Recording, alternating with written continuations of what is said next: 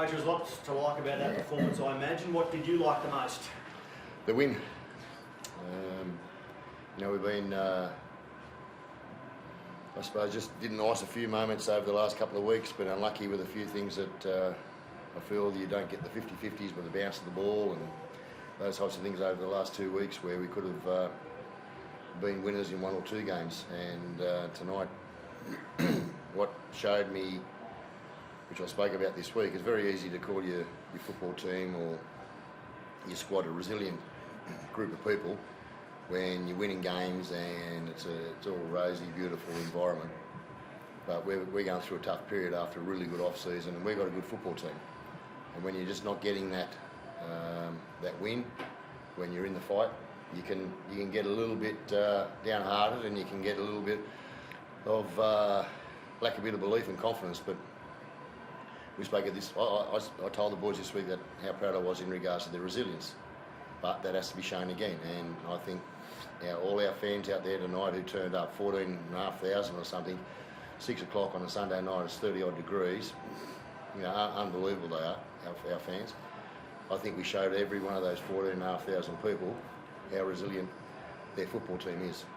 You're missing a host of star players. You are 0-2, you lose a key spine member, concede the first try, but then seem to just hold your poise and work your way back into the game. What did you say as leader at that moment when you lost Danny Levi and had conceded the first try?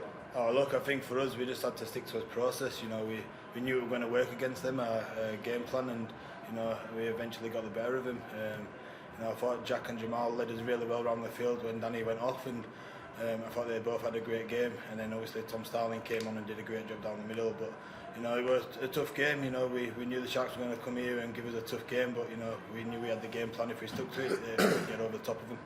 Yeah, Tommy played 45, 46 minutes across the first 2 games. Reckon he had to play 77 today in pretty hot conditions. That was a big performance. Yeah, and he gets targeted. He makes high tackle counts, and sometimes you've got to coach a player to understand how much he gives your football team. I love coaching Tommy Starling, and I know the boys love playing with him. He's got a big enough head, so I don't need to go on any further about it. Is Corey Osborne another one of those guys that people love playing with? Because the way he was able to just impact the game tonight was pretty huge, wasn't it? He's in good form, and I said it at the start of last year that when Corey gets a good off-season, he bounces off it. Since 2020, he had a couple of bad injuries that led into a really poor off-season, or when I say poor, led into an off-season where he's in rehabilitation. But he's had consistency in his off-season, and his body fat's very good. He's at a good playing weight. He's done a lot of good running over the off-season, and he's had that shows in his contribution as a footy player on the game day. Elliot, what's he sort of like as a character on the field? We saw obviously the 2 tries and the ball playing and that side of things, and then obviously the little bit of niggle as well that got Royce sent to the bin.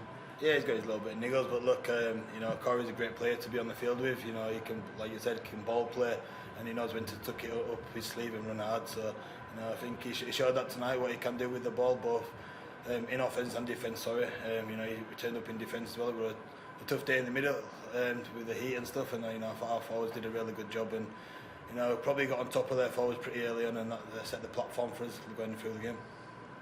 Just on that, Corey Osborne is a very emotional kid, and I've got the same type of personality, and I understand Corey really well, and it can let you down on the field. I know it's let me down as a player over the years, and we're working really hard. Well, Corey's working really hard at controlling his emotions, and I think he's maturing and developing into that mature player that understands what his emotions can do to his game. But they can also help his game too.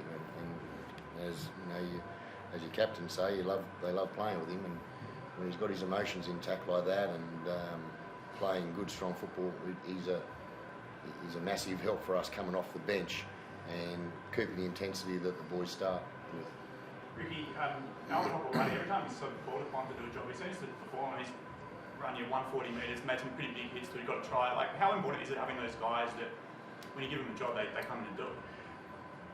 Well, Smell will probably better to answer that bit in those contributions for me. Coming up and stopping a lot of the shifts that they had.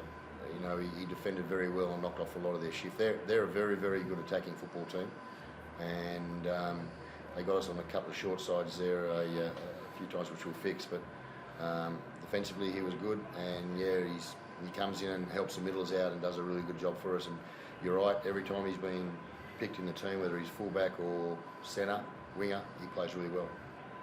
Elliot, mate, you've probably trained in hot days in February heat. Have you played in one that hot? Do you remember? I think my debut was pretty hot. I still can remember it. I remember after 60 minutes I was looking over thinking he was going to bring me off, but they left me out there. So, it was a tough day today, but like I said, we had the game plan and we knew if we stuck to it, we'd get over the top of him. And we pleased we got the 2 points, but you know we still got a bit of improvement in us. So, we'll enjoy this win and celebrate it tonight, but we'll be back to training tomorrow. You spoke about emotions as a player and as a coach, no doubt. The captain's challenge that Jack Whiten play the ball. Have you had a chance to have another look and think about that sort of play the ball? We see every week, and it seems to go both ways. We are a bit unlucky on that front. What do you reckon? Yeah, I thought it was a chance of. The commentator was saying you can't fall over as you play the ball, but I can show you 10 or 12 of those a game. Yeah, I didn't think he fell I over. saw a game. Watched a lot of footy. Sorry, to cut in, but I watched a lot of footy over the weekends. Obviously, I saw a kid play the ball basically facing the sideline over the weekend. Nothing. And when you've got the game in the balance like that, I'm talking about 50-50s over the last 2 weekends that we aren't getting. We didn't get it again tonight. How's Danny? I don't think he's any good. I think he broke his jaw. But again, is that confirmed? Yeah. So. I guess. You get some troops back next Who week. will get? No, I'm really hopeful Papa is back. But we've got a couple of wounded in there again tonight. So it's I don't know. It hit us last year too. Early season injuries, and it's that's why you get excited about these types of wins when your troops down and these boys that get their opportunity. They jump up and they take it with both hands, and that excites me for them because they're only young in their first grade careers. So if the Nick Cottridge injury, what was the diagnosis? How long do you think he'll be out for? They're saying 4 to 6 weeks. You know, when it happened on our last, we were just doing a bit of scrum attack. It happened on our last one bit of practice in our session on Thursday. So it was on Friday. I'm sorry. So it was a disappointing because Nicky's been playing really well for us. Xavier, a chance? Or? No, next week? No. Xavier's still a long way off. Yeah. Thank you. Cheers. Thank you.